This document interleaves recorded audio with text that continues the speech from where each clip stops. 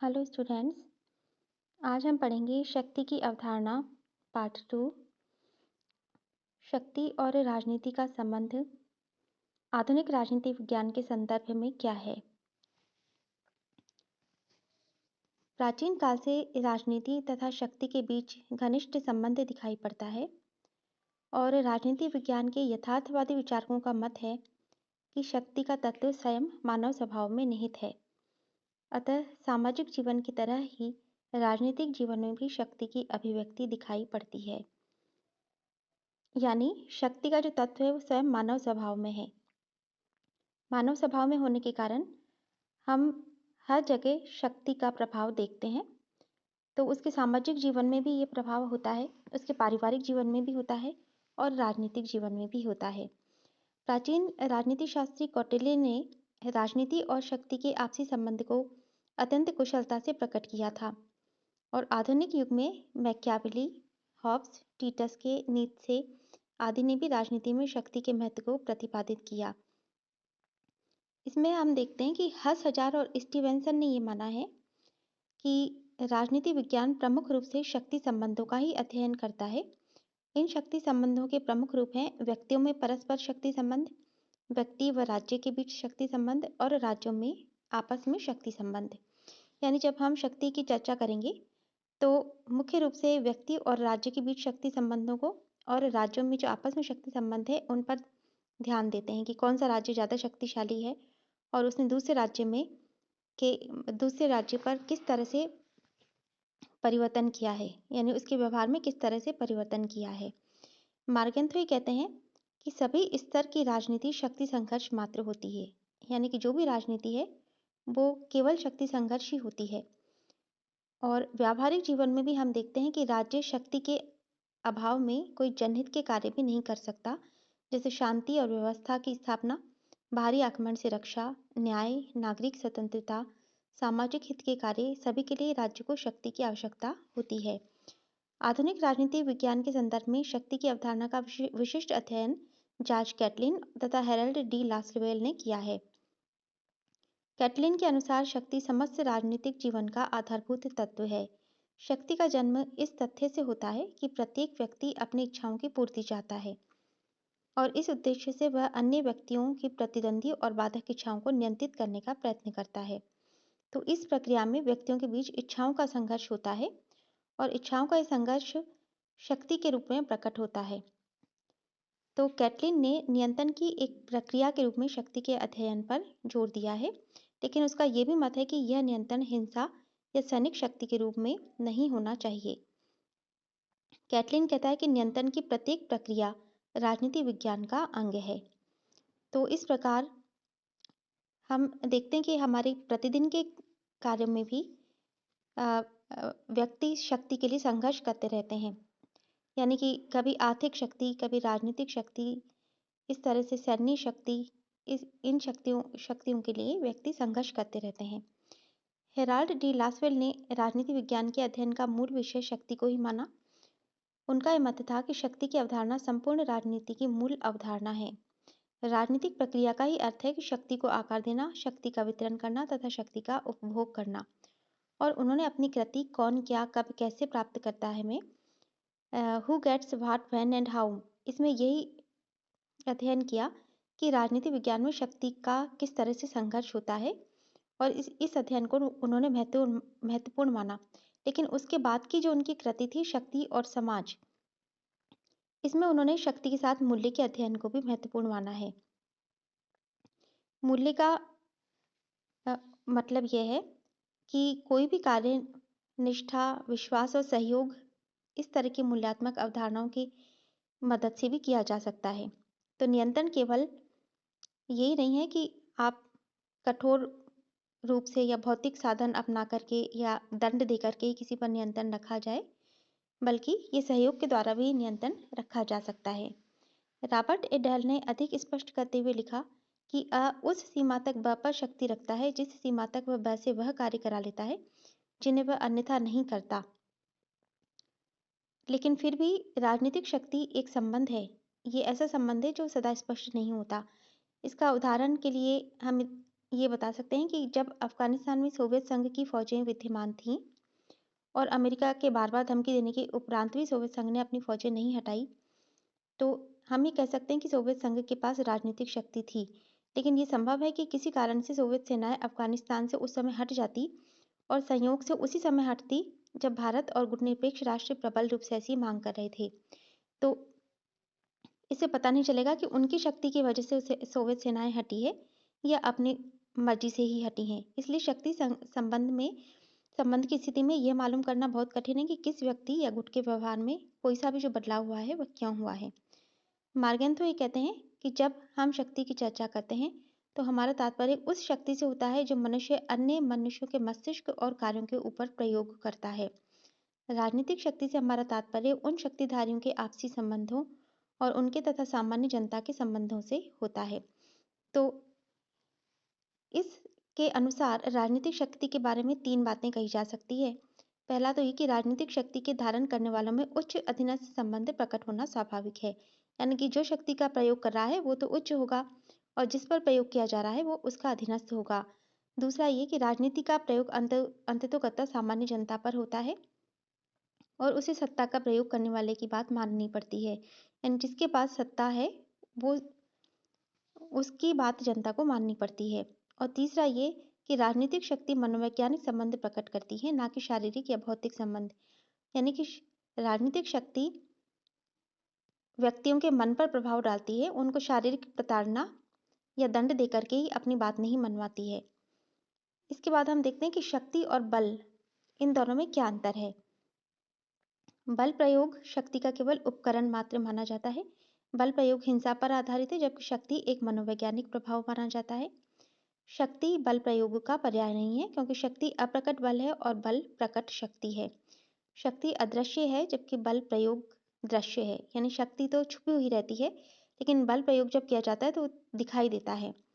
बल का अर्थ यह है शास्त्रियों की प्रयुक्ति, यानी जो सैंक्शंस लगाए जाते हैं उनकी प्रयुक्ति या प्रतिबंधों की व्यवस्था। इसमें साधारण जुर्माने से लेकर प्राणदंड तक दिया जा सकता है। लेकिन बल तो एक सीमित धारणा है और इसकी तुलना में शक्ति एक विस्तृत यानी व्यापक धारणा है। ये माना जाता है कि यदि बल प्रयोग किया जाता है तो वहां से राजनीतिक शक्ति का अंत हो जाता है और फिर भौतिक बल यानी भौतिक शक्ति की शुरुआत होती है। बायस्टेड ये कहते हैं कि शक्ति बल प्रयोग की योग्यता है, न कि उसका वास्तविक प्रयोग। यानी वास्तव में उसका प्रयोग नहीं किया जाए, केवल बल प्रयोग की उसकी योग्यता ही होनी चाहिए। यानी उसमें इतनी कैपेसिटी तो है कि बल प्रयोग कर सके, लेकिन उसका वास्तविक प्रयोग राजनीतिक शक्ति नहीं माना जाएगा। उन्होंने शक्ति के 3 रूप बताए हैं, एक तो बल, एक प्रभाव और प्रभुत्व। तो उनका कहना है कि बल शक्ति के दामन में उसी प्रकार रहता है जैसे बादल में बिजली रहती है। जब बल अमर्यादित और लक्ष्यहीन होता है तो उसे दमन कहा जाता है। स्वीकृत, सीमित और नियंत्रित बल को शास्त्रीय कहा जाता है। तो इस प्रकार शक्ति बल की तुलना में निश्चित रूप से एक व्यापक तत्व है। इसी प्रकार राजनीतिक शक्ति और सैनिक शक्ति में भी उन्होंने अंतर बताया है। हेराल्ड स्प्राउट और मार्गरेट स्प्राउट ये कहते हैं कि शक्ति का अर्थ है सैनिक शक्ति, किंतु राजनीतिक शक्ति एक जटिल शब्द है जिसमें शक्ति के अन्य रूप भी सम्मिलित होते हैं। जैसे सैनिक शक्ति भी उसमें सम्मिलित होगा तो धन, शस्त्र सामग्री, सत्ता या नागरिकों का मत पर प्रभाव आदि। सैनिक शक्ति एक स्पष्ट तत्व है। ये सैन्य बल पर आधारित होता है और इसका स्थान अत्यंत गौण होता है, क्योंकि शक्ति वास्तविक बल प्रयोग नहीं वरन बल प्रयोग की क्षमता होती है। इसीलिए मार्गेंथो ने राजनीतिक शक्ति को मनोवैज्ञानिक शक्ति माना है। इसके अनुसार मनुष्य दूसरे मनुष्य की क्रियाओं और मस्तिष्क पर नियंत्रण रखता है और सैनिक शक्ति दमन का वास्तविक प्रयोग है। जब हिंसा या दमन का प्रयोग किया जाता है तो इसका अर्थ यह है कि सैनिक या सैनिक शक्ति के पक्ष में राजनीतिक शक्ति ने अधित्याग कर दिया है। लेकिन डायक ये मानता है कि सैनिक शक्ति भी राजनीतिक शक्ति के अंतर्गत रहेगी। उसके अनुसार संघर्ष राजनीति का मूल सार है, चाहे वो शब्दों द्वारा या हिंसा द्वारा किया जाए।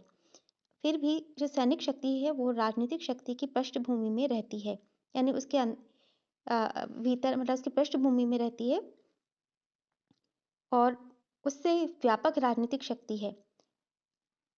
उसका ये मानना है कि अगर शस्त्रों, हिंसा, दंड या दमन के द्वारा सुव्यवस्था स्थापित की जाए तो ये आदिमकालीन समाज के प्रतीक है, जो बहुत पहले जब लोगों को दंड वगैरह दे करके उनको अपने नियंत्रण में रखा जाता था। लेकिन सभ्य समाज के लिए ये प्रतिष्ठा की वस्तु नहीं है। सभ्य समाज के लिए शक्ति वही है जो लोगों पर मनोवैज्ञानिक प्रभाव डाले, जिसमें नेतृत्व का गुण हो और जिसका जिसकी आज्ञाओं का पालन लोग स्वेच्छा से करें। इसी प्रकार शक्ति और प्रभाव का अगर हम देखें तो ये माना जाता है कि यदि उस शक्ति से बल प्रयोग, दंड और हिंसा को हटा दिया जाए तो वो प्रभाव बन जाती है। प्रभाव एक बल रहित तत्व है, यानी प्रभाव का मतलब है कि आपने किसी दूसरे व्यक्ति पर अपना प्रभाव डाला। रॉबर्ट डहल ये कहते हैं कि प्रभाव व्यक्तियों, समूहों, समुदायों, संगठनों और राज्यों में संबंध है। यदि विशिष्ट शब्दावली का प्रयोग किया जाए तो प्रभावकर्ताओं में संबंध है, जिसमें एक कर्ता दूसरे कर्ताओं को किसी ढंग से कार्य करने के लिए प्रेरित करता है जिसे वे अन्यथा नहीं करेंगे।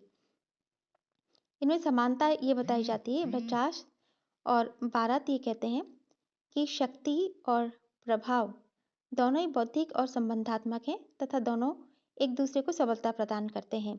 दोनों औचित्यपूर्ण हो जाने के बाद ही प्रभावशाली होते हैं। प्रभाव शक्ति उत्पन्न करता है और शक्ति प्रभाव को, दोनों को एक दूसरे की आवश्यकता पड़ती है। तो शक्ति और प्रभाव अलग अलग व्यक्तियों में भी हो सकते हैं और शक्ति और प्रभाव दोनों के दर्शन एक व्यक्ति में भी किए जा सकते हैं। अगर दूसरे व्यक्ति को के व्यवहार को प्रभावित करते हैं तो ये समझना मुश्किल हो जाता है कि वो व्यक्ति शक्ति के कारण परिवर्तित हुआ या प्रभाव के कारण। उन्होंने असमानता बताते हुए ये कहा है कि शक्ति दमनात्मक होती है और उसके पीछे कठोर भौतिक बल और प्रतिबंधों का प्रयोग होता है। जब शक्ति का प्रयोग किया जाता है तो शक्ति से प्रभावित होने वाले व्यक्ति या समूह के पास उसे स्वीकार करने के अलावा कोई विकल्प नहीं होता। यानी कि उनको भय की वजह से कि अगर वो ये काम नहीं करेंगे या उनका कहना नहीं मानेंगे तो उनके ऊपर या तो जुर्माना लगाया जाएगा या उनके ऊपर उनको दंड दिया जाएगा। तो इसलिए उसको स्वीकार उनको करना ही पड़ता है। लेकिन जो प्रभाव है वो आग्रहपूर्ण, विनयतापूर्ण, नैतिकतापूर्ण और मनोवैज्ञानिक होता है और उससे जो प्रभावित होने वाले व्यक्ति हैं उनके पास विकल्प होता है कि वो उसकी बात को माने या न माने। शक्ति प्राय शक्ति धारक के पास एक स्वतंत्र तत्व के रूप में रहती है। उसका प्रयोग शक्ति धारक दूसरों की इच्छा के विरुद्ध एवं प्रतिरोध के रहते हुए भी कर सकता है। प्रभाव संबंधात्मक होता है और उसकी सफलता का आधार प्रभावित व्यक्ति की सहमति या स्वीकृति होती है। यानी शक्ति अगर जिस व्यक्ति के पास है तो वो किसी व्यक्ति की इच्छा हो या नहीं हो उसका प्रयोग कर सकता है। लेकिन जो प्रभाव है उसमें ये जरूरी होता है कि दूसरा व्यक्ति उससे प्रभावित होकर उसकी बात माने, तो उसकी सहमति या स्वीकृति इसमें जरूरी होती है। अगर कोई व्यक्ति किसी से प्रभावित नहीं हो या कोई देश किसी से प्रभावित नहीं हो तो वो उसकी बात मानेगा ही नहीं। तो इसलिए प्रभाव एक संबंधात्मक है और जो शक्ति है उसमें संबंध नहीं होता, वो एक तरफा होती है। यानी कि उसकी बात माननी पड़ती है भय के कारण। अब शक्ति को भय और दंड पर आधारित होने के कारण अप्रजातंत्रात्मक माना जाता है और ये प्रतिशक्ति को आमंत्रित करती है। यानी कि जब आप शक्ति का प्रयोग करोगे तो हो सकता है कि दूसरा भी काउंटर मतलब प्रतिशक्ति यानी काउंटर पावर का उपयोग करे। इसके विरुद्ध जो प्रभाव है वो पूर्णतः प्रजातंत्रात्मक माना जाता है क्योंकि इसका जो पालन किया जाता है वो स्वेच्छा से किया जाता है। इसी प्रकार शक्ति और शक्ति के प्रयोग पर कई सीमाएं लगी होती है। शक्ति कितनी भी अधिक क्यों ना हो उसे किसी न किसी तरह के प्रभाव के सहारे की जरूरत पड़ती है। अन्यथा क्या होगा कि शक्ति के दुर्बल होते ही प्रतिबंधों के अभाव में उसका अनुपालन नहीं किया जाएगा। लेकिन प्रभाव की शक्ति असीम होती है और प्रभाव प्राप्त कर लेने पर उसका खुलकर लाभ उठाया जा सकता है क्योंकि प्रभावक और प्रभावित के बीच एक सद्भावनापूर्ण संबंध स्थापित हो जाता है और सच्चा प्रभाव अगर प्राप्त हो गया तो शक्ति फिर अनावश्यक हो जाती है। तो इस तरह शक्ति को सभ्यता और संस्कृति के बाहरी तत्व के रूप में समझा जा सकता है। उसका प्रयोग निश्चित, सीमित और विशिष्ट रूप से किया जा सकता है।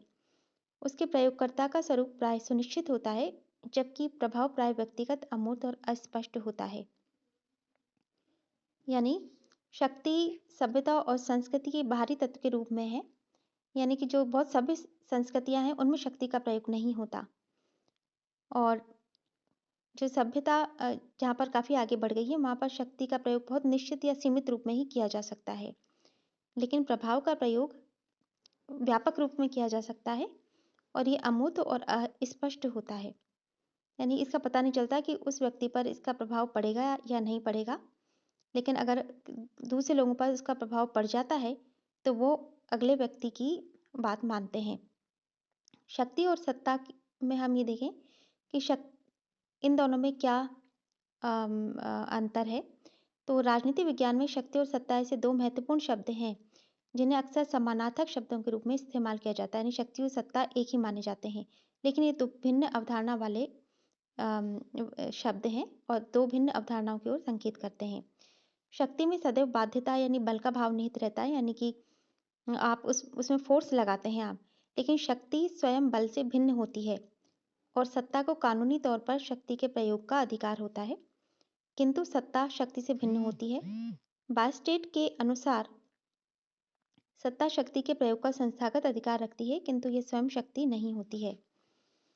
शक्ति और सत्ता व्यक्ति की भिन्न प्रवृत्तियों से संबंधित हैं, क्योंकि ये माना जाता है कि व्यक्ति में दो परस्पर विरोधी प्रवृत्तियां हैं। एक तो शक्ति की कामना तथा सहयोग की कामना। शक्ति की कामना शक्ति संघर्ष को जन्म देती है, किंतु सहयोग की कामना समाज को जन्म देती है। तो व्यक्ति में शक्ति की प्रवृत्ति की तुलना में सहयोग की प्रवृत्ति अधिक बलवान होती है। अतः व्यक्ति को न केवल समाज की स्थापना में सफलता मिली है, अपितु संगठित और सुव्यवस्थित राज्य की स्थापना भी कर पाया है। यानी सहयोग की वजह से ही समाज और राज्य की स्थापना हुई है और सहयोग की प्रवृत्ति से ही सत्ता उत्पन्न हुई है। तो इस तरह से ये माना जा सकता है कि सत्ता में सहयोग की मात्रा ज़्यादा है और शक्ति की मात्रा कम है। इसके बाद ये माना जाता है कि शक्ति भौतिक तत्व है, सत्ता वैधानिक तत्व है, क्योंकि शक्ति में बल निहित रहता है और ये बाध्यकारी होती है, इसलिए ये भौतिक है। जबकि सत्ता जनसहमति पर आधारित होती है और इसमें प्रभाव निहित रहता है, इसलिए ये वैधानिक तत्व के रूप में दिखाई पड़ती है। फिर ये माना जाता है कि शक्ति साधन है, सत्ता कर्ता है। सत्ता किसी पद में निहित होती है, यानी जिसके जो बहुत बड़े बड़े पदाधिकारी हैं उनके पास सत्ता होती है, तो ये निश्चित मूर्त और वैधानिक होती है और अपने इस गुण के कारण राजनीतिक व्यवस्था में कर्ता की भूमिका निभाती है। इसके विपरीत शक्ति जो है वो संस्थागत, अनिश्चित और अमूर्त होती है। असंस्थागत, अनिश्चित और अमूर्त होती है। ये राजनीतिक व्यवस्था में कर्ता की भूमिका निभाने में असमर्थ होती है और जब सत्ता द्वारा शक्ति का प्रयोग किया जाता है तभी इसे वैधानिकता यानी कानून द्वारा मान्यता प्राप्त होती है। मूल्य की दृष्टि से भी अंतर है। शक्ति एक साधन है, अतः यह मूल्य निरपेक्ष होती है, किंतु सत्ता सदैव मूल्य सापेक्ष होती है। सत्ता परंपरा, रीति रिवाज, इतिहास, कानून, जनमत आदि द्वारा स्वीकृत मूल्यों को सिखाती है और इस अंतर के कारण सत्ता विवेक युक्त और शक्ति विवेक निरपेक्ष होती है। जब शक्ति सत्ता के अधीन कार्य करती है तो इस सत्ता के नियंत्रण के कारण मूल्यात्मक और विवेक युक्त ढंग से कार्य करती है और व्यवस्था बनाए रखने में सहायक होती है। लेकिन जैसे ही सत्ता से ये स्वतंत्र हो जाती है शक्ति, तो इसको मूल्य विरोधी, विवेकहीन और स्वेच्छाचारी माना जाता है और इस समाज में असंतोष एवं बिखराव उत्पन्न करती है। यानी कि हमने इसमें देखा कि जो शक्ति है और सत्ता है उनमें भी अंतर होता है। शक्ति और प्रभाव में भी अंतर होता है और शक्ति और बल में भी अंतर होता है। धन्यवाद।